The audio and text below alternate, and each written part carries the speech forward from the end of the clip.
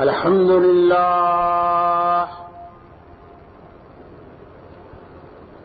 لله نحمده ونستعينه ونستغفره ونعوذ بالله من شرور أنفسنا ومن سيئات أعمالنا من يهده الله فلا مضل له ومن يضلل فلا هادي له ونشهد أن لا إله إلا الله وحده لا شريك له ونشهد أن محمدا عبده ورسوله أما بعد فإن خير الحديث كتاب الله وخير الهدي هدي محمد صلى الله عليه وسلم وشر الأمور محدثاتها وكل محدثة بدعة وكل بدعة ضلالة وكل ضلالة في النار. فأعوذ بالله من الشيطان الرجيم. بسم الله الرحمن الرحيم. قال للملأ حوله إن هذا لساحر عليم يريد أن يخرجكم من أرضكم بسحره فماذا تأمرون؟ قالوا أرجه وأخاه وبعث في المدائن حاشرين يأتوك بكل سحار عليم. فجمع السحرة لميقات يوم معلوم وقيل للناس هل أنتم مجتمعون لعلنا نتبع السحرة إن كانوا هم الغالبين.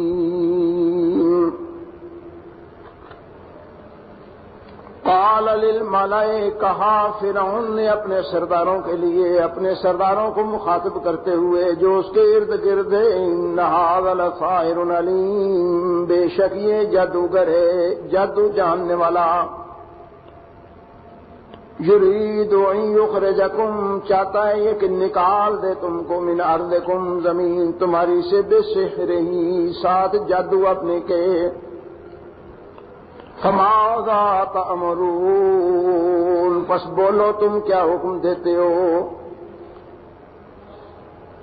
قالوا ارجع واخاه وابعث في المدائن حاشرین. فرعون کے حاشیہ نشین بولے اس کے ارد گرد بیٹھنے والے اس کی مشاورتی کمیٹی کے ممبر بولے لوٹا دے اس کو چھوڑ دو اس کو اور اس کے بھائی کو اور شہروں میں اکٹھا کرنے والے لوگ بھیج دے. یا تو کا بکل سحار علیم تیرے پاس وہ سارے ہی جادوگر جو جادو جاننے والے ہیں ان کو جمع کر لیں گے. فجمع السحرۃ لمیقات یوم معلوم پس جمع کر دیے گئے سارے کے سارے جادوگر جو ایک وقت مقرر معلوم تھا. وکیلا کہا گیا للناس لوگوں کے لیے هل انتم مجتمعون کیا تم بھی جمع ہونے والے ہو؟ لعلنا نتبع السحرۃ ان كانوا الغالبین شاید کہ ہم پیروی کریں اپنے جادوگروں کی اگر ہوں وہ غالب آنے والے.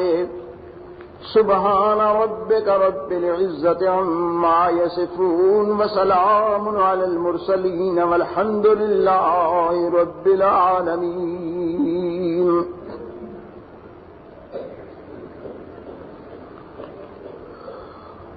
سیدنا موسیٰ علیہ الصلوۃ والسلام ہوں یا دوسرے انبیاء،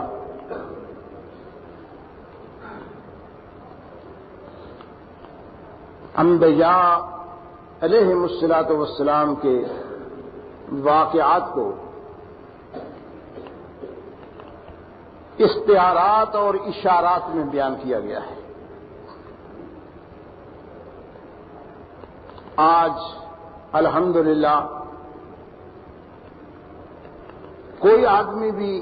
ایسا نہیں ہوگا جو اشارہ یا استعارہ کو نہ سمجھتا ہو کہ وہ کیا چیز ہوتی ہے۔ یہ استعارات اور اشارات کیوں بیان کیے جاتے ہیں، اس کی حقیقت یا اس کی وضاحت کی بھی ضرورت نہیں، اس لیے کہ بہت بڑا مضمون تھوڑے سے الفاظ میں بند کر دینا یہ اشارہ کہلاتا ہے۔ ایک چیز کو بار بار بیان کرتے رہنا جبکہ سب کو معلوم ہو تو پھر اس واقعے کی طرف صرف اشارہ کر دینا کافی ہو جاتا ہے، اس لیے کہ سامع اور بیان کرنے والا دونوں اس بات کو سمجھتے ہیں کہ یہ کہنے والا کیا کہہ رہا ہے اور سننے والا کیا سن رہا ہے۔ بار بار اس واقعے کو، بار بار اس بات کو دہرانا نہ اچھا لگتا ہے نہ اس کی کوئی ضرورت ہوتی ہے۔ آج بھی اگر ہم آپس کی جو ایک دوسرے کے ساتھ گفتگو ہوتی ہے، ڈائلاگ ہوتی ہے، بات چیت ہوتی ہے، باپ بیٹے میں، ماں بیٹی میں، بھائی بھائی میں، عزیز و اقارب میں، رشتہ داروں میں، محلے میں، سوسائٹی میں، مجلس میں، اگر اس کو اپنے ذہن میں رکھیں کہ بیان کرنے والا ایک ایسا واقعہ جو مدت پہلے گزر چکا ہے، برس جس کو گزر چکے ہیں، اس کی طرف اشارہ کرتے ہوئے ایک یا دو جملے، ایک یا دو لفظ بولتا ہے اور وہ سارا واقعہ انسان کے سامنے آ جاتا ہے۔ مثلاً ایک مثال دیتا ہوں کہ سیدنا یوسف علیہ الصلوۃ والسلام کے بھائیوں کی ملاقات یوسف علیہ الصلوۃ والسلام سے ہوئی، اور یہ بھائی وہ بھائی ہیں جنہوں نے یوسف علیہ الصلوۃ والسلام کو کنویں میں ڈالا۔ ظاہر ہے کہ اس وقت یوسف علیہ الصلوۃ والسلام قریب البلوغت یعنی بالغ نہیں تھے۔ آپ اس کی 12 سال، 10 سال، 13 سال جتنی عمر بھی تصور کر لیں، اور جب بھائیوں سے ملاقات ہوئی ہے تو یقیناً اس دوران 20، 22، 25، 30 سال کے قریب عرصہ گزر چکا ہے۔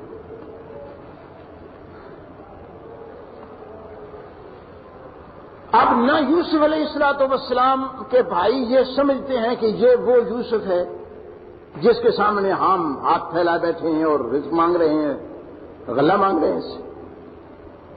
اگرچہ یوسف علیہ الصلوۃ والسلام جانتے ہیں، لیکن نہ آپ نے ظاہر کیا ہے کہ وہ میں یوسف ہوں جس کے سامنے تم۔ اس کو پردہ اخفا میں کیوں رکھا گیا، یہ بات آپ تفصیل سے سن چکے ہیں، دہرانے کی ضرورت نہیں ہے، اور آج بھی وہ بات ہماری تفسیر کے اس حصے میں موجود ہے کہ اس کو پردہ اخفا میں کیوں رکھا گیا۔ بہرحال جب بھائیوں پر چوری کا الزام لگا، جو میں بات بیان کرنا چاہتا ہوں، تو بھائیوں نے ایک بیان دیا۔ انہوں نے کہا کہ ہم، آپ کو معلوم ہے کہ اس علاقے میں چوری کرنے کے لیے نہیں آئے،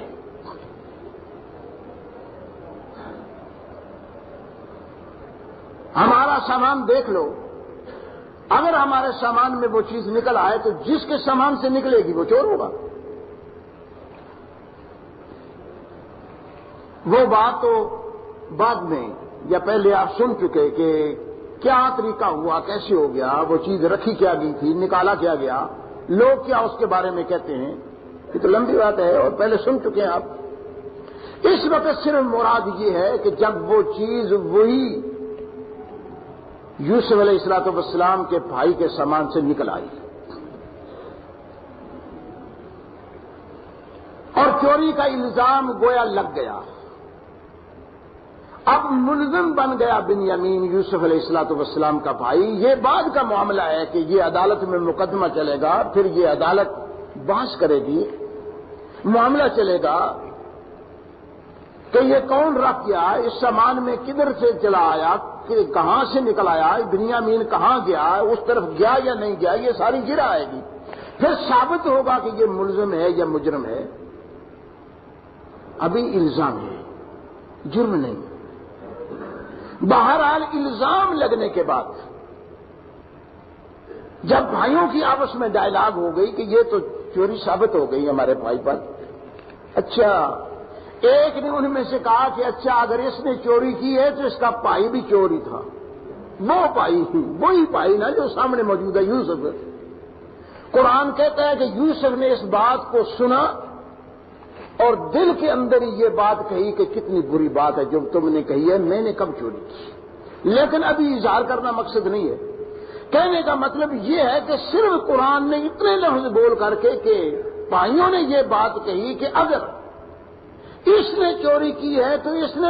کے بھائی نے بھی چوری کی تھی، یعنی کوئی بین درمیان میں واقعہ ہے جو یوسف علیہ السلام کے ذمے لگایا گیا تھا اس وقت، جبکہ ابھی یوسف علیہ السلام کو کنویں میں بھی نہیں ڈالا گیا تھا۔ تو وہ اشارہ کنایا ایسا کیا کہ وہ بہت عرصے کی بات جو تھی اس کو ایک کانوں تک پہنچا کر کے ایک بات یاد کرا دی۔ یوسف علیہ السلام نے اس کی بریت بھی کی کہ کیسی بری بات تم نے کی ہے، کہاں میں نے ایسی بات کہی تھی۔ لیکن میں صرف یہ بات آپ کو سمجھانا چاہتا ہوں کہ مدت گزر جائے، 15 20 30 سال گزر جائے تو صرف اشارے سے ایک آدمی سمجھ جاتا ہے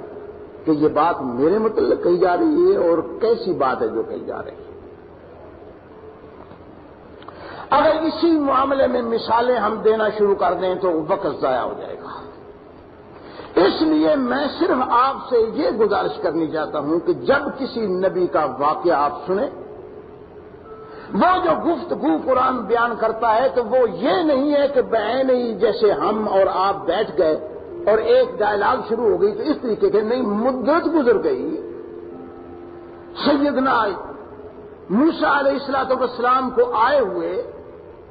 اور موسیٰ کی اور فرعون کی گفتگو مدت تک جاری رہی، یہ بات چلتی رہی کہ اس میں ملک میں حکومت کس کو کرنے کا حق ہے، اگر تم حکمران ہو، حکومت کر رہے ہو تو تمہارا حق کیا تھا، تم حکومت کر کیسے رہے ہو، ہمارے آباء و اجداد نے اگر تم پر حکومت کی ہے تو اس وقت ہمارے آباء و اجداد نے تمہارا کیا فائدہ سوچا اور تم بنی اسرائیل کا کیا نقصان کر رہے ہو۔ یہ ساری قابل بحث بات ہے۔ ان کے آباء و اجداد بنی اسرائیل کے کون ہیں؟ سیدنا یوسف علیہ السلام، اور یوسف علیہ السلام کو اس تخت پر براجمان کیا گیا، یہ حکومت آپ کے سپرد کی گئی۔ کیوں کی گئی؟ اس لیے کہ بادشاہ وقت، حکمران وقت نے یہ سمجھا کہ میرے اس پورے ماحول میں اتنا دیانتدار شخص کوئی نہیں مل سکتا جتنا دیانتدار یوسف، اتنا امانتدار کوئی شخص نہیں مل سکتا کہ جس شخص کے بارے میں اس پر ایک الزام لگایا، ایسا الزام جو اخلاقی طور پر متاثر کر دیتا ہے انسان کو۔ الزام تو آپ معلوم ہی ہے نا آپ کو، وہ قید میں پڑ گیا اور قید میں 1 2 4 10 دن نہیں رہا، برس قید میں پڑا رہا، اور جب اطلاع گئی حکومت وقت کی طرف سے کہ یوسف آؤ، اب تمہاری ضرورت ہے، یہ خواب کی تعبیر بتاؤ، تو وہ تعبیر قید کے اندر بتا کر کے یوسف نے نفی کر دی کہ میں قید سے باہر نہیں آ سکتا، مجھ پر ایک الزام ہے، اور جب تک اس الزام کی بریت ثابت نہ ہو، یا میں مجرم قرار پاؤں یا ملزم ہے بری قرار دیا جائے کہ ہاں جو الزام لگا تھا وہ سچا نہیں تھا، اس وقت تک اب یوسف جیل سے باہر نہیں آ سکتا۔ یہی وہ کردار ہے، مین کردار جو سیدنا یوسف علیہ السلام کی زندگی میں سمجھانے کی بات ہے کہ الزام لگانے والوں نے اپنی طرف سے الزام لگایا، اور اس وقت بھی جب الزام لگایا گیا ساری دنیا جانتی تھی، یعنی کہ اس وقت کی دنیا جو اس وقت موجود تھی وہ سمجھتی تھی کہ یوسف میں کوئی بات ایسی موجود نہیں ہے، جو الزام لگایا گیا ہے وہ بالکل جھوٹا ہے۔ اس لیے کہ قرآن نے یہ بیان کیا ہے کہ الزام لگانے والی شہزادی یا ملکہ جو تھی اس نے ان عورتوں کے سامنے تسلیم کیا تھا کہ تم مجھے مطعون کرتی ہو، یہ وہی تو ہے۔ اور اب بھی میں تڑلے سے یہ بات کہتی ہوں کہ اگر میری بات اس نے مان نہ لی تو یا اس کو قید میں ڈال دیا جائے گا یا ایسی سزا یہ بھگتے گا کام بھی، جیسے یاد رکھے گا کہ یہ معاملہ آسان ہے کہ جو میں کہتی ہوں میری دعوت کو قبول کر لے۔ سیدنا یوسف علیہ الصلوۃ والسلام نے اپنی مالکہ کی یہ بات سنی اور اللہ سے اپیل کی، اللہ جس طرف یہ دعوت دے رہی ہیں مجھے اس سے زیادہ بہتر ہے کہ مجھے قید میں چلا جانا، زیادہ قید بہتر ہے۔ ہائے اللہ، میں نے عرض کیا تھا، آپ سن چکے، تفسیر آج بھی تمہارے سامنے موجود ہے کہ مولویوں نے، علماء نے، ہمارے مفسرین نے اسی پر بات کی کہ یہ یوسف کو نہیں کہنا چاہیے تھا کہ مجھے قید اچھی ہے۔ میں کہتا ہوں کہ یہی وہ جملہ ہے، یہی وہ بات ہے جو سیدنا یوسف علیہ الصلوۃ والسلام کی زندگی کو نکھار دیتا ہے کہ اللہ جس بات کی طرف یہ مجھے دعوت دے رہی ہیں وہ بات کبھی مجھے پسند نہیں ہے، اور جب تک تو مجھے پھیر نہ دے اس سے، اس وقت تک میرا کمال بھی نہیں، کیونکہ میں انسان ہوں۔ وما ابرئ نفسی ان النفس لامارۃ بالسوء، آخر میں انسان ہوں اور انسان کا نفس جو ہے وہ انسان کو القا کرتا رہتا ہے کہ چلو کر لو، تمہارا اس میں فائدہ ہے، مصیبت سے بچ جاؤ گے۔ ساری دنیا میں یہ رواج ہے، ساری آخر تمہاری مالکہ ہی تو ہے جو تمہیں بلا رہی ہے۔ اگر اللہ مجھ پر رحم نہ کرتا تو میں جھک جاتا، یہ اللہ کا فضل ہے۔ گویا کوئی نیک بندہ نیکی کرنے کے بعد بھی یہ نہیں اتراتا کہ میں نے یہ نیکی کی، نہیں، وہ کہتا ہے اللہ کا احسان ہے جس نے نیکی کی توفیق دی، اللہ کا فضل ہے، یہ اللہ کا کمال ہے کہ اس نے مجھے نیکی کی توفیق عطا فرمائی۔ اگر ساری دنیا کر رہی ہے نا ایک کام کو، اگر میں بھی اس دنیا کی طرف دیکھ کر کے وہی کام کرتا جو ساری دنیا کہتی ہے تو پھر میں نیکی تو نہ کر پاتا۔ اس نیکی کا جرمانہ بڑا سخت ہے، آخر جرمانہ کبھی کھلے گا بھی، کبھی اللہ کے پاس بھی ہم کو حاضر ہونا ہے، جتنا سخت جرمانہ بھی اس دنیا میں بھگتنا پڑے میں تیار ہوں اس کے۔ ابھی جو زمانہ اس وقت آپ کے پاس گزر رہا ہے نا، یہ ساری چیزیں آج بھی ہمارے زمانے میں موجود ہیں۔ انسان سے جب الجھ جاتا ہے، ابھی عدلیہ اور حکومت آپس میں الجھی کیا بن گیا، اور پھر الجھاؤ کس طرح اب جا رہا ہے، ابھی پتہ نہیں کیا کچھ ہوگا۔ بہرحال یہ صورتیں واقعات ہوتے رہتے ہیں، زمانے میں انسان سمجھے جانے انسان ہی ہوتے ہیں، قانون بھی بناتے ہیں خود ہی، اور قانون کے گرفت میں جب آنے لگتے ہیں پھر طرح طرح کے ہیلے، طرح طرح کے بہانے بھی وہ بناتے ہیں کہ کوئی صورت نکل آیا ہمارے وطن کی۔ عرض کرنے کا مطلب یہ تھا کہ ان اشارات میں یہ بات بتائی گئی، پہلے آپ سن چکے کہ جب سیدنا موسیٰ علیہ الصلوۃ والسلام آئے، سب سے پہلے توحید کی تبلیغ کی، اور فرعون کو یہ کہا کہ میرا مطالبہ آپ کے پاس صرف یہ ہے کہ یا بنی اسرائیل پر ظلم بند کر دو یا بنی اسرائیل کو یہاں سے ہجرت کر کے نکل جانے دو۔ حکومتیں بقسم کی آپ شاید اس بات کو نہ سمجھ پائیں،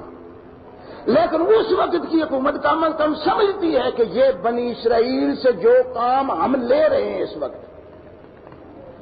اگر ان کو اپنی گرفت سے نکال کر کہیں دور جانے دیں کہ نکل جائیں ہمارے پنجہ سے، تو یہ اکٹھے ہوں گے، ان کا اجتماع ہوگا، اور اگر ان کی تعداد گنی جائے تو یہ ہمارے سے بہت زیادہ ہے۔ پھر ان کا لیڈر ایسا ہے جس میں صلاحیت ہے بولنے کی، اور اگر یہ بنی اسرائیل قوم اکٹھی ہو گئی تو قبطیوں کا ستیہ ناش کر دے گی۔ اس لیے اس گرفت کو مضبوط رکھنا ہے، بالکل اس میں ڈھیل نہیں لگانا۔ آپ سمجھیں یا نہ سمجھیں، بعین ہی اس وقت قوم مسلم کی حالت ہے کہ غیر مسلم نے ایسا پنجہ ڈالا ہے مسلمانوں پر کہ وہ جہاں پہنچے ہیں، جہاں موجود ہیں، ایسی گرفت مضبوط کی ہے انہوں نے پنجہ ڈال کر کے کہ مسلمان ہل نہیں سکتے، ایسے قانون وضع کر دیے۔ اقوام متحدہ کے ذریعے سے، جنرل اسمبلی کے ذریعے سے مسلمانوں سے قانون منوائے کہ تم یہ کام اپنے گھر میں بیٹھ کر بھی نہیں کر سکتے، جس کا نتیجہ ہم پا رہے ہیں کہ نئی ٹیکنالوجی جتنی آئی، پہلے تو اللہ معاف رکھے کہ علماء نے مسلمانوں کو اس سے دور رکھا کہ نہیں یہ سارا فکر حرام ہے، اس کے قریب مت جاؤ۔ حالانکہ زمانے کو اس بات کی ضرورت تھی، دنیوی ترقی میں بڑی ضرورت ہے اس بات کی، اور رہتی سہتی کسر جو تھی وہ ان بےغیرتوں نے نکال دی جنہوں نے مسلمانوں کو انسانی نہ سمجھا۔ اور اب بیان لگا ہوا ہے کہ کوئی اسلامی حکومت اپنے ملک کے اندر نہ اسلحے کی فیکٹری لگا سکتی ہے، نہ اس ٹیکنالوجی کو اپنا کر کے وہ جو آلات وہ بنا رہے ہیں وہ آلات اپنے ملک میں بنا سکتی ہے۔ اگر کوئی بنائے گا تو وہ گرفت میں آ جائے گا کہ نہیں تم کیسے کر رہے ہو۔ وہ کام جو لندن میں ہے، وہ کام جو امریکہ میں ہے، وہ کام جو فرانس میں ہے، وہ کام جو چائنا میں ہے، وہ کام جو روس میں ہے، گری پڑی حکومتیں بھی سارے اپنے اپنے حالات کے مطابق کر رہی ہیں، لیکن مسلمان مملکت کسی کو اجازت نہیں ہے کہ تم اس معاملے میں آگے ہاتھ بڑھاؤ گے تو تمہارا ہاتھ کاٹ دیا جائے گا۔ وہ قانون میں رکھ دیا گیا ہے۔ اسی لیے میں نے بار بار یہ کہا، اس اقوام متحدہ پر میں نے اتنا لکھا اس تفسیر میں، اللہ سمجھ کی توفیق عطا فرمائے کہ انہوں نے ایسا پنجہ ڈالا مسلمانوں پر۔ ابھی عراق نے ذرا سارا اٹھایا تھا، کس طریقے سے دبایا گیا۔ ایران نے سارا اٹھایا تھا، کس طریقے سے دبایا گیا۔ ساری اسلامی مملکتیں آنکھ اٹھا کر بھی نہیں دیکھ پائیں کہ ایران کے ساتھ کیا ہو رہا ہے، عراق کے ساتھ کیا ہو رہا ہے، آپس میں لڑایا گیا، کس انداز سے لڑایا گیا۔ ابھی بہن ہے تم دہشت گرد کیوں ہو پاکستانی؟ اس لیے دہشت گردی تو وہ کروا رہے ہیں،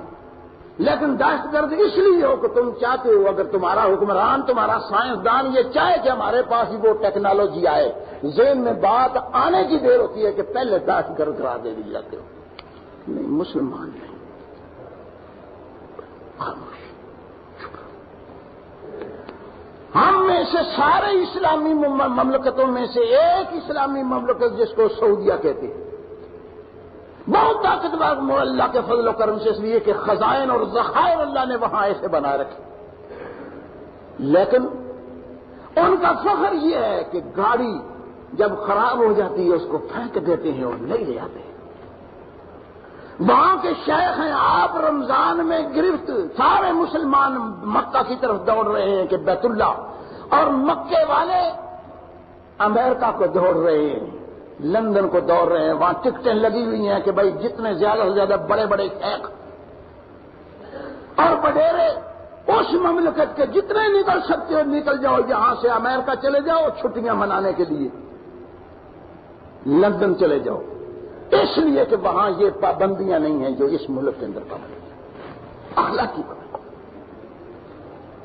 یعنی ساری دنیا کی ساری چیزیں وہاں ملے گی، لیکن سعودیہ کی طرف سے یہ بات کہ کوئی چیز خود بنائے، اپنی مملکت کے اندر کوئی چیز وہ بھی ایجاد کر پائے، نہیں کر سکتا، اس لیے کہ ان کی ایجادات پھر کہاں فروخت ہوں گی۔ ایسا پنجہ ڈالا کہ کوئی حکومت مسلمانی اسلامی حکومت جو ہے یہ سوچ بھی نہیں سکتی کہ ہم اپنے گھر میں جو چاہیں کریں۔ یار تعجب کی بات ہے، ہمارا پنجابی کا محاورہ ہے کہ یار اپنے گھر کو چھج بجائے پانے چھاننی۔ ایسے محاورے کا ستیہ ناش کیا کہ تم اپنے ملک کے اندر رہ کر بھی یہ کام تم نہیں کر سکتے، نہ یہ کھانا کھا سکتے ہو، نہ یہ تم پانی پی سکتے ہو، نہ تم یہ ایجاد چیز کر سکتے ہو۔ اور ہماری اسلامی مملکتوں نے ہاتھ کاٹ کر دے دیے ہوں، ابھی ترلے منتیں کرتے پھرتے ہیں کہ جی نہیں ہم تو ٹیکنالوجی لا رہے ہیں اس لیے کہ ہمارے یہاں ترقی ہو، ہم بجلی پیدا کریں، یہ کریں وہ کریں، ایٹم کا نام توبہ توبہ توبہ، وہ تو وہ بنائیں جن کو فنا کرنا ہے لے کر۔ بہرحال میرا یہ بات کہنے کا مطلب یہ ہے کہ جن کے پاس طاقت آتی ہے وہ حکومتیں ایسے ہی طریقے سوچتی ہیں کہ جن کو دبایا جائے مزید دبا دو۔ آپ دیہات میں جائیں، میں ایک دیہاتی آدمی، دیہات میں جائیں بڑے چودھریوں کی سیاست یہ ہوتی ہے کہ کوئی ان نیم قوموں کا آدمی زیادہ نہ پڑ جائے، ہمارا حقہ کون پڑے گا، ہماری جو بھی برات کون رکھے گا؟ ہمیں جی حضوری کون کرے گا؟ سلام کون کرے گا؟ ان قوموں کو نیچ قسم کی قومیں ہیں، جا کر کے دیکھ لو کسی دیہ میں کوئی بھائی کسی بھائی کے ساتھ مل کر نہیں بیٹھ سکتا۔ دو ایس چودھری، ایک بھائی کو ایس چودھری نے اپنے گاڑے لگایا ہے، دوسرے نے دوسرے کو لگایا ہے، اور ان کو بیچاروں کو سمجھ نہیں آنے دیتا کہ یار ہم تو ایک ماں باپ سے پیدا ہو کر کے آج عام ہے تو ہے، لوہار ہے تو ہے، ترخان ہے تو جن کو یہ نیچ قومیں تم کہتے ہو، ان کو ایسے بالکل آپس میں ان کی رشتے، پھر کیا ہوگا؟ آخر ان کے ہم مریں گے، زندہ ہوں گے، پیدائش ہوگی، پھر وہی چودھری ان کا صلح صفائی کرائیں گے کہ نہیں یار دیکھو تمہارا بھائی ہے، چھوڑو، ابھی تمہاری ماں ہے مری ہے، جاؤ تم بھی جنازہ پڑھو، جاؤ، وہ کوڑا بٹا جس کو بولتے ہیں، پہلی روٹی تمہارا حق بنتا ہے تم سے، اور وہ درمیان میں رہ کر کے پھر ان کو وہی بات جب وقت نکال لیا پھر ان کو کچھ لگا لیا، بڑا خبیث ہے تیرا بھائی، تو وہ ایسی بات کر رہا تھا۔ یعنی کسی دیہ میں آپ چلے جائیے، آپ اس سے اوپر ذرا سیاست میں نکلتے ہیں، یہ تمہارے شہروں میں وڈیرے ہیں، ان کو آپس وڈیروں کو ملتے ہوئے کوئی دیر نہیں لگتی، جب سیاست کا معاملہ آتا ہے ایسے طریقے سے مل جاتے ہیں کہ کچھ کانوں کان کسی کو پتہ نہیں، لیکن چھوٹوں کو آپس میں ایسے لڑا رکھا ہے کہ ایک ایم پی اے کا حلقہ ہو تو ایم پی اے دو جو ایک دوسرے کے مخالف ہیں ساری زندگی لڑتے رہیں گے، سوال ہی پیدا نہیں ہوتا کہ کبھی یہ مل کے بیٹھ جائیں، معمولی باتیں انہیں پر ساری زندگی جھگڑا، اور وڈیرے نہیں چاہتے کہ یہ آپس میں کبھی مل کے بیٹھ جائیں یا ان کے اختلافات ختم ہو جائیں، کیوں؟ اس لیے کہ ان کا معاملہ سارا اس یہ وڈیری حکومتیں جو ہوتی ہیں، میں نے آپ سے عرض کیا تھا کہ بنی اسرائیل میں سے وہ لوگ جو فرعون کے ساتھ لگ گئے، ان کے ہاں بہت دولت کی ریل پیل ہو گئی، چلو تم بھی ادھر کو جدھر کی ہوا ہو، جو فرعون کہتا ہے تم بھی کرو، ایسے ایسے تمہیں حالات پیش آئیں گے کہ تمہارے کارخانے لگ جائیں گے، تمہاری فیکٹریاں لگ جائیں گی، تمہیں زمینیں ملیں گی، تمہیں پلاٹ ملیں گے، تمہیں یہ ملے گا، تمہیں وہ ملے گا۔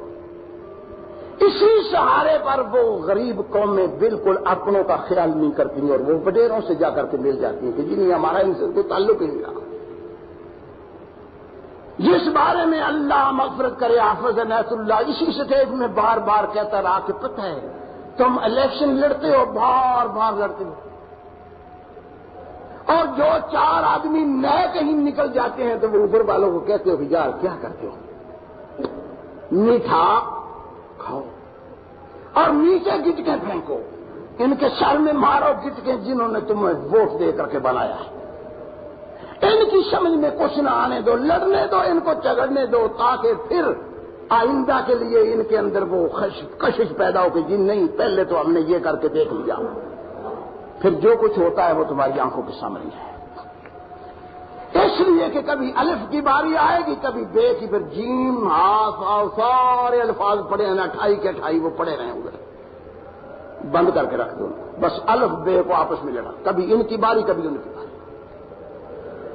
یہی معاملہ اس نے کیا، اس نے چند آدمی بنی اسرائیل سے لے لیے، ان کی اتنی ہمت افزائی کی کہ انہوں نے بنی اسرائیل اپنی قوم ہی نہیں سمجھا، وہ فرعون کے ساتھ مل گئے۔ موسیٰ علیہ السلام آئے، چاہیے تو یہ تھا کہ یہ بنی اسرائیل کا اپنا لیڈر تھا، اپنی قوم کا آدمی تھا، قومی بھلائی کے لیے کھڑا ہوا تھا، اس نے آتے ہی یہ بات کہا تھا کہ بنی اسرائیل کو اجازت دے دو یہ میرے ساتھ چلے جائیں، لیکن بنی اسرائیل کے وہ قوم جو گری پڑی تھی اس کے سمجھ میں تو آئی، لیکن قارون کے کیوں سمجھ میں بات نہ آئی؟ اس لیے کہ وہ سمجھتا تھا کہ بڑی پارٹی اگر اس کے ساتھ میں لگا رہا تو میرے کارخانوں کی حفاظت ہوگی، میرے اس مال اور دولت کی حفاظت ہوگی، اگر میں ذرا پیچھے ہٹا تو معاملہ گڑبڑ ہو جائے گا۔ حکومت وقت ہے، آخر اس کے پاس وسائل ہیں، وہ خود سے کچھ کر دے گی۔ تو یہ داؤ ہمیشہ لگتے آئے، لگ رہے ہیں اور لگتے رہیں گے، نہ میرے کہنے سے یہ باز آ جائے گا معاملہ، میں تو صرف آپ کو توجہ دلا رہا ہوں اور بات یہ سمجھا رہا ہوں کہ اپنے ذہن میں یہ بات رکھیں کہ موسیٰ کا مطالبہ کیا تھا۔ موسیٰ علیہ السلام کا مطالبہ یہ تھا شروع میں کہ بنی اسرائیل کو چھوڑ دو، میں ان کو یہاں سے ہجرت کر کے لے جاتا ہوں، کہیں علاقہ بدل کر جاتا ہوں، تمہارا گھر بار، تمہاری زمین، تمہارا ملک، کہ یار مجھے یہاں سے نکل جانے دو، تو آخر اس کا پیچھا کرے کیوں؟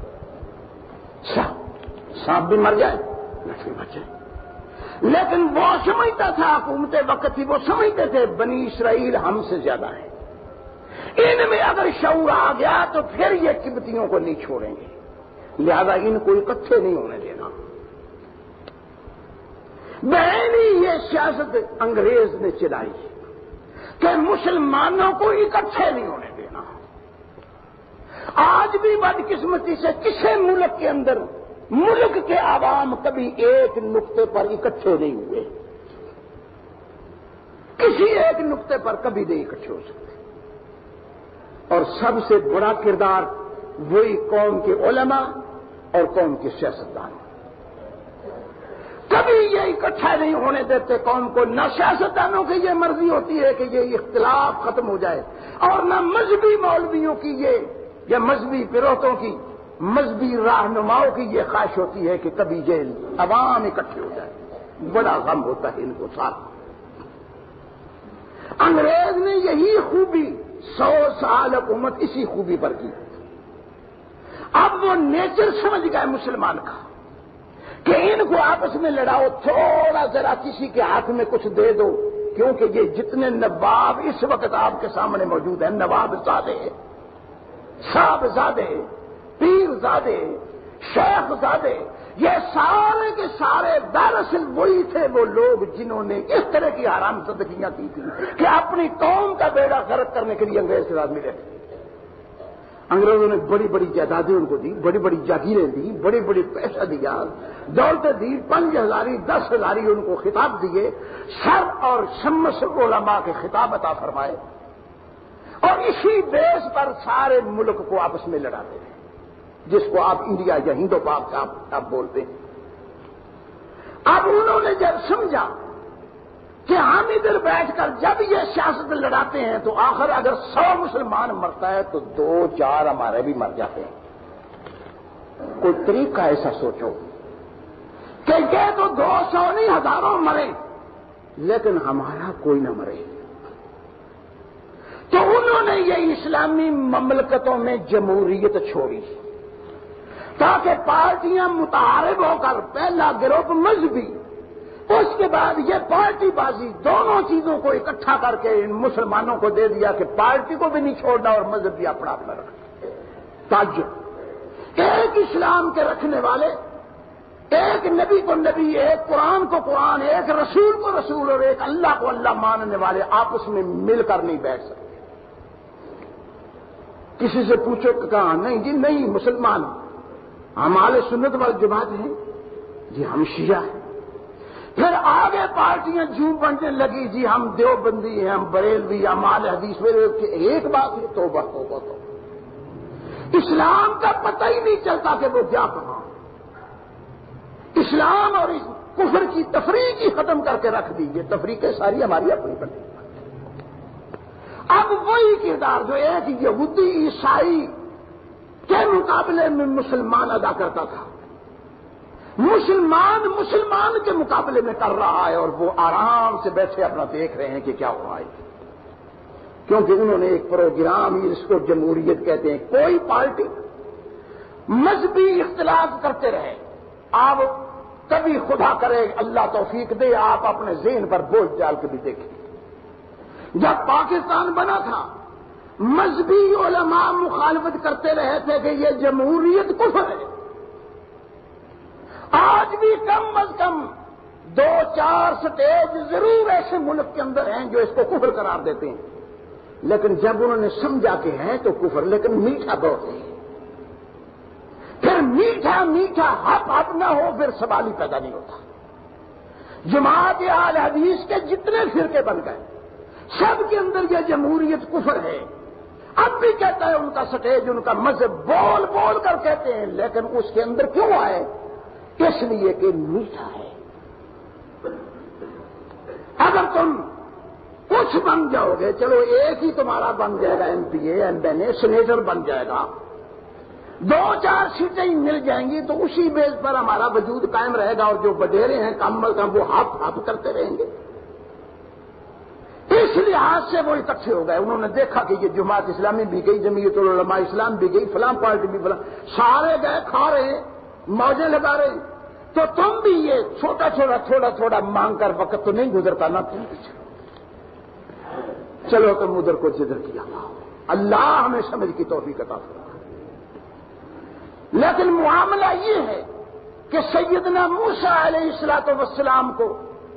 اللہ تبارک و تعالیٰ نے یہی بیش دے کر کے بھیجے کہ فرعون کو کہو کہ سیدھا ہو جاؤ۔ اگر وہ سیدھا رہو، سیدھا کیا ہو جاؤ؟ یعنی قوم پر وہ ظلم و ستم چھوڑ دے۔ ہم بنی اسرائیل بھی حکمران رہے ہیں اس ملک پر، ہماری حکومت کو دیکھو، ہمارے آباء و اجداد کی حکومت کو دیکھو کہ ہم کیا کرتے رہے تمہارے ساتھ۔ لیکن جب فرعون نے نہ مانی،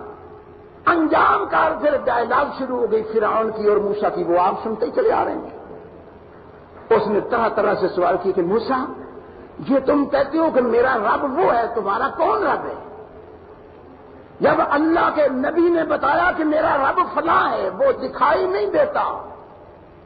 کہ میں تجھے دکھا دوں کہ وہ کبھی زندہ نہیں کہ کبھی مر جائے اور کبھی زندہ ہو جائے، کسی کے ہاں وہ پیدا نہیں ہوا جیسے تو پیدا ہوا،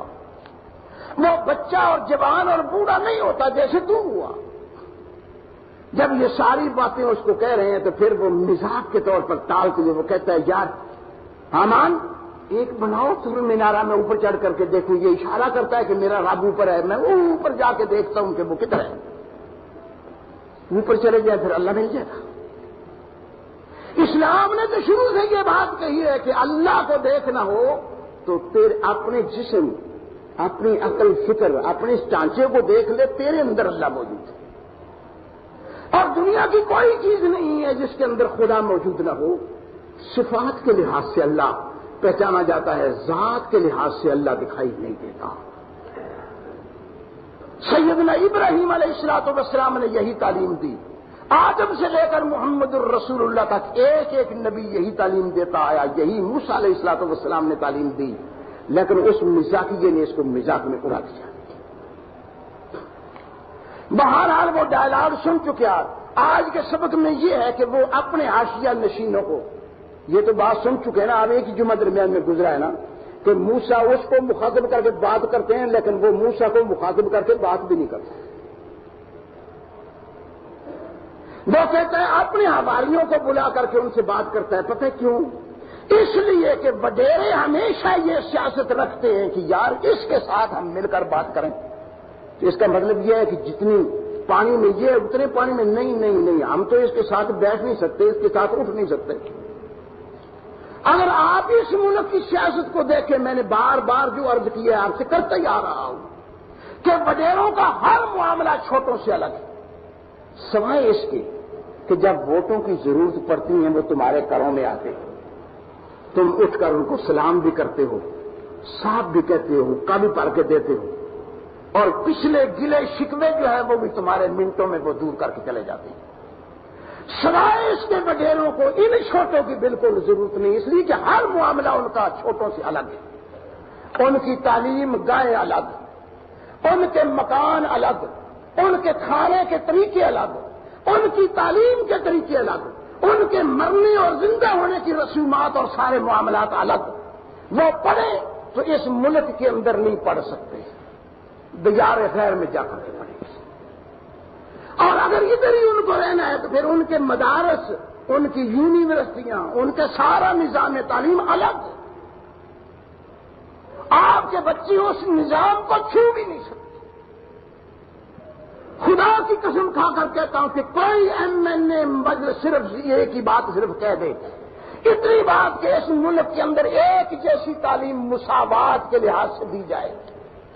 سوال ہی پیدا نہیں ہوتا کہ جہاں مر جائے گا یا کھڑا ہی نہیں ہو سکتا۔ صرف اتنی بات بھی کوئی نہیں کھڑا ہو کر کے کہہ سکتا کہ یار یہ کتنا ظلم کر رہے ہو تم، ان غریب عوام کے بچے اور وڈیروں کے بچے، وہ کار سے صاحب آئیں گے اٹھا کر کے بچے کو۔ ہاں کہنے کو یہ ہے کہ تعلیم عام کر دو، لیکن جتنی عام اور جیسی عام ہو چکی ہے سب کو جان سکتا۔ کہ ایک بچے کے لیے ایک پہلی جماعت میں داخل کرانا ہو تو ایک اس آدمی کو جس کی آمدنی 50 روپے روزانہ کی ہے وہ ایک بچے کی فیس اور ایک بچے کی کتابیں مہیا نہیں کر سکتا. وہ 2 4 6 کی کرے گا تو باتیں گدالیاں کرے گا, بے حیائی سے کام کرے گا, اوپر نیچے کرے گا, کچھ نہ کچھ جھوٹ بولے گا. اس انداز میں وہ اپنا آپ چلائے گا, اپنا رکھ رکھاؤ رکھے گا, ساری چیزیں کر کے رشوت لے گا, سارے کام کرے گا, کیونکہ حکومت چاہتی نہیں کہ ان چیزوں کو ختم کر دیا جائے. اسٹیٹس بلند ہو رہا ہے تمہارا. بہرحال یہی بات اس وقت تھی. فرعون اور فرعون کی حکومت کے وڈیروں کے کارنامے الگ, ان کے رہنے سہنے کے طریقے الگ, ان کے سارے معاملات الگ. ان کے ساتھ ملے تو صرف وہ چند آدمی ملے جو وڈیرے ہو گئے تھے, چھوٹوں کو وہ پیستے رہے. موسیٰ علیہ الصلوۃ والسلام نے اپیل کی کہ نہیں یہ ظلم ہے, ہم بھی اس ملک پر حکمران رہے ہیں. اللہ اکبر. آج بھی ہمارے بزرگوں کی یہ روایات اللہ ہمیں سمجھ کی توفیق عطا فرما کہ ایک بادشاہ وقت ایک اللہ کے بندے کو کہتا ہے کہ میرا بیٹا سارے بچوں کے ساتھ مل کے نہیں بیٹھ سکتا, آپ میرے بچے کو میرے گھر پڑھانے کے لیے آ جائیں. اگر یہ بات تسلیم نہیں ہے تو چلو الگ وقت دے دیں, لیکن پڑھانے والا اللہ ایسے ہی وہ لوگ تھے جن کی زندگیوں سے اللہ کے فضل و کرم سے یہ پاکستان بنا, جن کی قربانیوں سے یہ ملک حاصل ہوا. برملا کہا کہ ٹھیک ہے کہ تم بادشاہ وقت ہو, ٹھیک ہے کہ تمہارے پاس کارخانے, تمہارے پاس دولت کے انبار ہیں, لیکن تمہارا بچہ اگر میرے پاس پڑھنا چاہے گا تو انہیں بچوں کے ساتھ بیٹھ کے پڑھے گا جہاں ساری امت کے بچے پڑھ رہے ہیں. بلکہ اس سے بڑھ کر آج سے یہ پابندی ہے کہ میرے جوتے سیدھے کرے گا تو تیرا بچہ. اگر وہ یہ نہیں کر پاتا تو ہم پڑھانے سے نہیں پڑھا سکتے.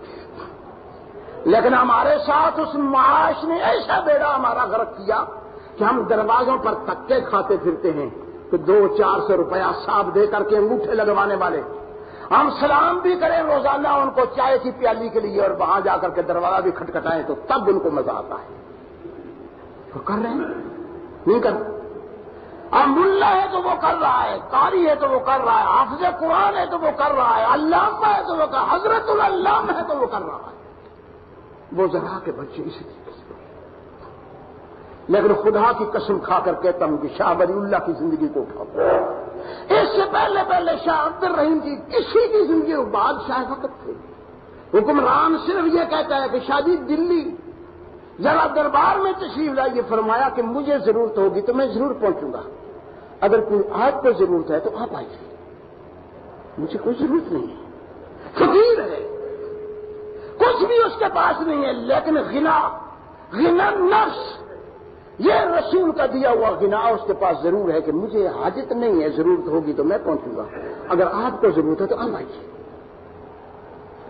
پھر اگر آپ کو ضرورت ہے تو بلواتے کیوں ہو, میں خود ہی پہنچ جاؤں گا.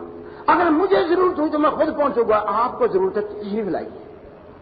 بہرحال یہی وہ باتیں تھیں جو سیدنا موسیٰ علیہ الصلوۃ والسلام فرعون کے سامنے پیش کرتے ہیں اور کہتے ہیں کہ چلو اگر تجھے یہ منظور نہیں ہے تو فرعون بنی اسرائیل کو چھوڑ دے, میں ان کو علاقہ بدل کر کے لے جاتا ہوں. فرعون کہتا ہے نہیں, بنی اسرائیل کو نہیں چھوڑا جا سکتا. آج اگر ساری مملکتیں اسلامی مل کر گئے کہ کسی ایک ملک اسلامی کو اجازت ہو جانی چاہیے کہ اپنے ملک کے اندر وہ ٹیکنالوجی کو اٹھا کر کے جتنی چائے فیکٹریاں لگائے اپنے ملک کے اندر خود بنائے. تم کو بیچنا ہے تو خام مال بیچ لو ان کے پاس, سوال ہی پیدا نہیں ہوتا. کوئی زبان سے کلمہ نکالے ایک سیکنڈ نہیں گزرے گا کہ گدی سے زبان پھینک لی جائے گی. ہمارے جتنے وڈیرے ہیں, ہمارے جتنے حکمران حکومتیں کر رہے ہیں اس وقت بھی اور پہلے بھی اور آج کے بعد بھی, اس لیے کہ انہوں نے قانون میں 10 سائن کر کے دی ہوئے ہیں کہ ہم بابا یہ کام نہیں کریں گے. کوئی نہیں کر پاتا. ہاں چوری, اور ان کو چوری کا پتہ چل جائے کہ یہ فلاں ملک کو کچھ چوری کر رہا ہے تو پھر ان چوریوں کی شہادتیں لینے کے لیے ملک کے اندر لوگ بیٹھے ہیں. وہ ان کے کان میں کہہ دیتے ہیں کہ یہ معاملہ ہو رہا ہے، پھر وہ بین لگاتے ہیں تم پر۔ یہی سیاست اس وقت تھی کہ نہیں ان کو چھوڑا نہیں جا سکتا بنی اسرائیل کو۔ یہ ریہرسل جاری رہی مدت تک، کم و بیش 25-30 سال یہ مطالبہ چلتا رہا، لیکن فرعون نے بنی اسرائیل کو نہیں چھوڑا۔ آخر موسیٰ علیہ السلام کو فرعون نے تنگ کر کے یہ بات کہی کہ تمہارے پاس دلیل کیا ہے؟ اس دلیل کو قرآن نے یوں ارشاد فرمایا کہ موسیٰ علیہ السلام کے وہ اژدہا بنایا، وہ سانپ بنایا، اس لاٹھی کو یہ استعارہ استعمال کیا کہ جو وہ دلائل پیش کرتے تھے اس حکومت کے لیے، فرعونیت کی حکومت کے لیے، موسیٰ علیہ السلام نے ایک ایسی دلیل دی کہ سارے دلائل کو کھا گئی۔ معلوم ہوا کہ فرعون اور فرعون کی قوم اس ملک کے اندر صحیح حکومت کرنے کی آل نہیں ہے۔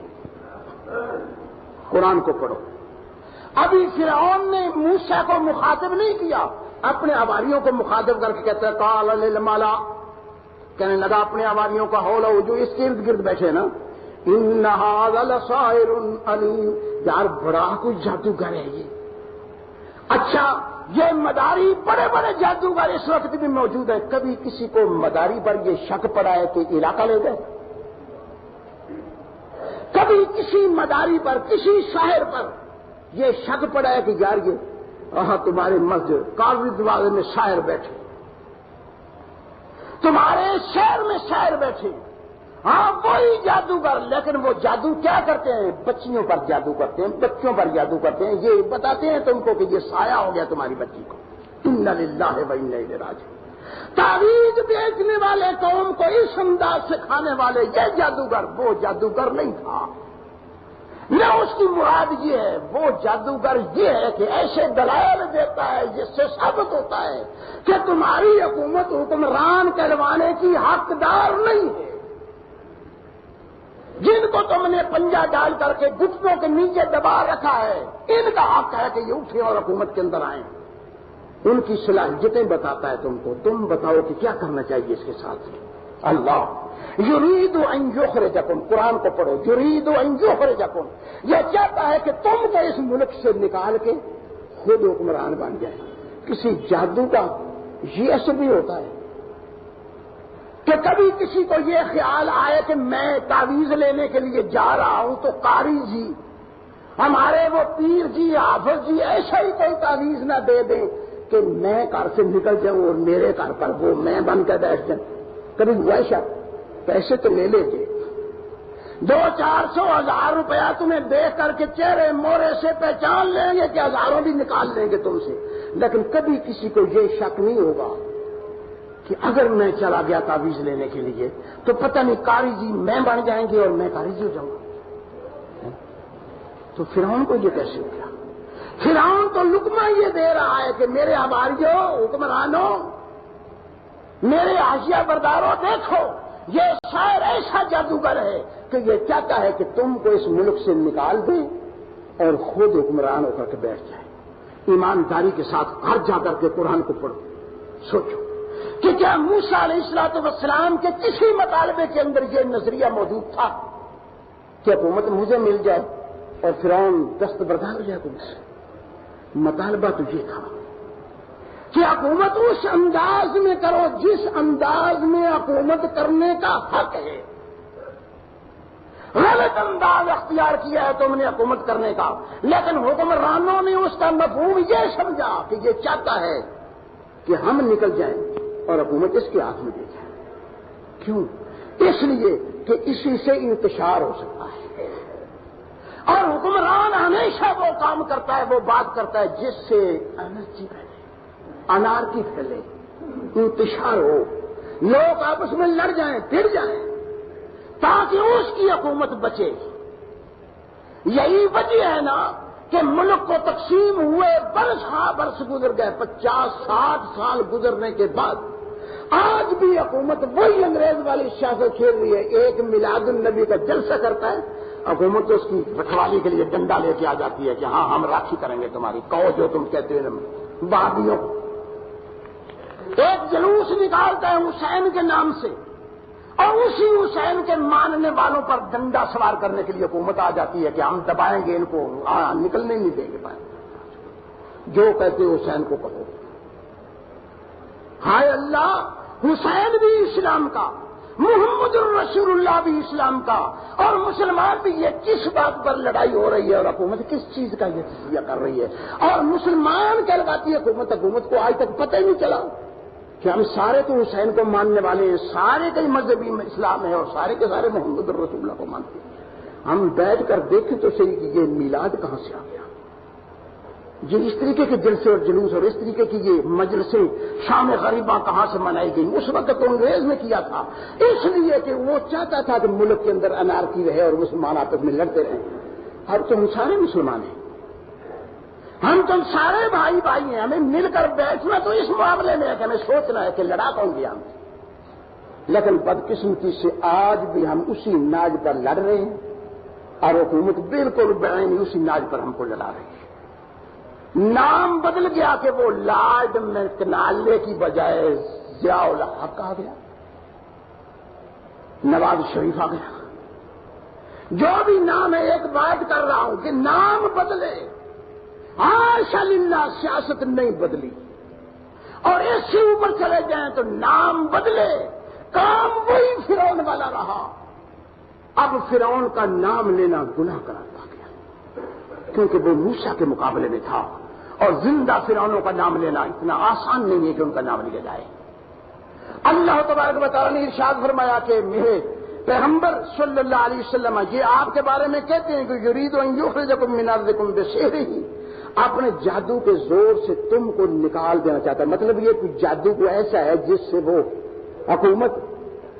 دنگ ہو رہی ہے، ایسے کوئی دلائل ہیں۔ فرمایا قالوا، اب یہ حاشیہ نشین بولتے ہیں، وہ کہتے ہیں کہ یار ان کا دفاع کرنے کے لیے ہاں تم بھی اپنی علماء اکٹھے کرو، اپنے دلائل مہیا کرو کہ حکومت کا حق ہم کو ہے یا ان کو ہے۔ ابھی یہ دلائل چلیں گے اور موسیٰ علیہ الصلوۃ والسلام کی کہانی بند نہیں ہوئی، دلائل چلتے رہیں گے۔ اللہ آپ کو اور مجھے سمجھنے کی توفیق عطا فرمائے۔ قرآن نے صرف اس بات کو دو لفظوں میں بیان کیا کہ فرعون نے اپنی لاٹھیاں، اپنی رسیاں، اپنے چھوٹے موٹے سارے دلائل اکٹھے کر کے لائے، لیکن موسیٰ کی ایک ہی دلیل سب کو کھا گئی۔ بندے بندے نے یہ سمجھا کہ ہاں موسیٰ علیہ الصلوۃ والسلام کا عصا حق ہے، اور یہ ساری کی سارا فراڈ ہے جو ان لوگوں نے بنا رکھا ہے۔ لیکن اس طاقتور نے موسیٰ کے مقابلے میں کھڑے ہو کر کے یہ بات کہہ دی کہ مجھے پتہ چل گیا ہے کہ جو اب موسیٰ کے ہاں دستخط کر کے دے رہے ہیں، موسیٰ کو پر ایمان لانے والے ہیں، کہ سارے کے سارے اس ملک کے باغی لوگ، میری حکومت کے باغی۔ اب ان کو میں نے عذاب دینا ہے اور وہ مزہ چکھانا ہے جو حکومتیں اپنے باغیوں کو مزہ چکھاتی۔ یہ معاملہ انشاءاللہ العزیز چلے گا، ایک جمعہ چلے، دو جمعہ چلے، یہ باتیں ہوتی رہیں گی۔ الحمدللہ الحمدللہ نحمدہ ونستعینہ ونستغفرہ ونعوذ باللہ من شرور انفسنا ومن سیئات اعمالنا، من یہدہ اللہ فلا مضل له ومن یضللہ فلا ہادی لہ، ونشهد ان لا اله الا الله وحده لا شريك له، ونشهد ان محمدا عبده ورسوله، اما بعد فان خير الحديث كتاب الله، وخير الهدي هدي محمد صلى الله عليه وسلم، وشر الامور محدثاتها، وكل محدثة بدعة، وكل بدعة ضلالة، وكل ضلالة في النار۔ فاعوذ باللہ من الشیطان الرجیم، بسم اللہ الرحمن الرحیم۔ قالوا ارجع واخاه وابعث في المدائن حاشرين ياتوك بكل سحار عليم، فجمع السحرة لميقات يوم معلوم، وقيل للناس هل انتم مجتمعون لعلنا نتبع السحرة ان كانوا هم الغالبون۔ میرے محترم دوستو، ساتھی اور بھائیوں، جیسے کہ یہ مضمون سیدنا موسیٰ علیہ السلام کا اور فرعون کا چلا ہے، انشاءاللہ یہ تو بیان ہوتا رہے گا جب تک یہ چلتا رہے گا۔ اس وقت جو باتیں تفہیم کرنے کی ہیں وہ یہ ہیں جو یاد رکھنا ہے کہ موسیٰ علیہ السلام کا مطالبہ کیا ہے۔ موسیٰ علیہ السلام کے مطالبے کو حکومت وقت منظور کیوں نہیں کرتی؟ اگر موسیٰ علیہ السلام کا مطالبہ پہلا یہ ہے کہ حکمران سیدھے ہو جائیں، دوسرا مطالبہ یہ ہے کہ اگر یہ ظلم و ستم جاری رکھنا چاہتے ہیں تو بنی اسرائیل کو جانے کی اجازت دے دیں، اگر حالات بالکل بے نہیں اسی فرعون کے حالات پر فٹ ہیں، اور آج کوئی مذہبی جماعت، کوئی اسلامی جماعت بھی ان حکمرانوں کو مخاطب کر کے یہ نہیں کہتی کہ یہ تمہارا نظام سارا فرعونی نظام ہے، تم اس نظام سے باز آ جاؤ۔ اگر تم باز آنا نہیں چاہتے تو پھر دوسرا حل یہ ہے کہ ان کو باغی قرار دے کر کے ہم کو بغاوت کر کے بغاوت کے کیس میں اندر چلے جائیں، مر جائیں۔ جب تک یہ دو صورتوں میں سے ایک نہیں ہوتی ملک کے حالات درست نہیں ہو سکتے۔ آج تک کتنی چالیں چلتے آئے لوگ چل رہے ہیں اور چلتے رہیں گے، نہ اصلاح ممکن ہو سکی نہ ہوگی، قیامت تک چلتے رہو، ملک فنا ہو جائے گا لیکن معاملہ سیدھا نہیں ہوگا، اس لیے کہ ہم رخ سیدھے پر نہیں جا رہے۔ ہمارے علماء وقت کا، ہمارے مذہبی اور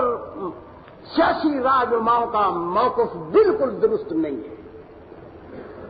جب تک یہ موقف نہ اختیار کیا جائے کہ اسلامی نظام کیسے آ سکتا ہے، کیسے لایا جا سکتا ہے، کیا صورت اختیار کی جا سکتی ہے، مذہبی جماعتیں کوئی ایک نقشہ تیار کر کے اسلام کا نہ دیں، اس وقت تک یہ حالت نہیں سدھر سکتی۔ اور جب ہی یہ اسلام کا معاملہ چلے گا اندھا تو سارے قربانیاں پیش کریں گے، عوام کو لڑائیں گے، مروائیں گے، قربانیاں دے کر کے اپنے آپ کو مجاہد کہلوائیں گے۔ لیکن جب یہ معاملہ باز چلے گی کہ اسلام شے کیا ہے، اسلام کہتے کس کو ہیں، کبھی مولوی اکٹھا ہو کر کے اسلام کی تصویر نہیں دے پائے گا کہ اسلام اس چیز کا نام ہے۔ ہمارے حکمران بڑے سادہ ہیں، آج تک کم از کم ہمارے حکمران یہ فلسفہ سمجھ جاتے ہیں کہ ان مولویوں کے پاس اسلام کی کوئی تصویر موجود نہیں ہے، ایک کچھ کہے گا دوسرا اس کے مقابلے میں کھڑا ہو کر کے کچھ کہہ دے گا، تو کم از کم حکومت کے سٹیج سے یہ معاملہ کھڑا ہو جاتا کہ لاؤ مسلمانوں مل کر کے علماء اکٹھے ہو جاؤ اور اسلام دو، ہم نافذ کر دیں گے۔ جس معاملے میں وہ اکٹھے ہوئے وہ اندھا تھا، کانا تھا، معاملہ نافذ ہو گیا بہرحال۔ اور جب تک یہ معاملہ نہیں ہوگا اس وقت تک اس ملک میں اصلاح کی کوئی صورت پیدا نہیں ہو سکتی۔ لڑتے ہو، لڑتے رہو، تمہیں لا الہ الا اللہ پڑھ کر ووٹ مانگے جائیں گے، اسلام کی دعوت دے کر کے تمہیں یہ کاریگر، یہ بازیگر تم کو بلائیں گے، حاشا للہ یہ ساری بازیگری ہے، اسلام نہیں۔ اسلام وہ ہے جس کی دعوت سیدنا موسیٰ علیہ السلام دے رہے ہیں کہ سیدھے ہو جاؤ، یا وہ اقتدار اس ناز سے چلاؤ۔ اگر تم نہیں چلا سکتے ہو، تمہیں یہ ظلم بہرحال باور رکھنا ہے تو بنی اسرائیل کو چھوڑ دو اور ادھر جانے دو، ہمیں باغی قرار دے دو، ہم مر سکیں گے لیکن اس نظام کے ساتھ وابستہ نہیں رہ سکتے۔ اللہ ہمیں سمجھ کی توفیق عطا فرمائے، اللہ ہمارے علماء مذہبی لیڈروں کو سمجھ کی توفیق دے کہ کم از کم یہ ذاتی مفاد کو چھوڑ کر اسلام کے فائدے کے لیے اکٹھے ہو جائیں۔ اللہ سے اپیل ہے، دعا ہے کہ اللہ ہماری اس دعا کو قبول فرما دے۔ اللہ اس ملک کی حالت کو سدھرنے کے لیے کوئی طریقہ تو ہی فرما، اس لیے کہ یہ ساحران قوم، یہ جادوگر قوم کے مذہبی لیڈر اور سیاسی لیڈر بالکل نہیں چاہتے۔ انہی کو قرآن نے ساحر اور جادوگر کہا ہے، اور یہی جادوگر کسی ملک کی سیاست کو درست نہیں ہونے دیتے۔ اللہ آپ کو اور مجھے سمجھ کی توفیق عطا فرمائے۔ ربنا آتنا فی الدنیا حسنۃ وفی الآخرۃ حسنۃ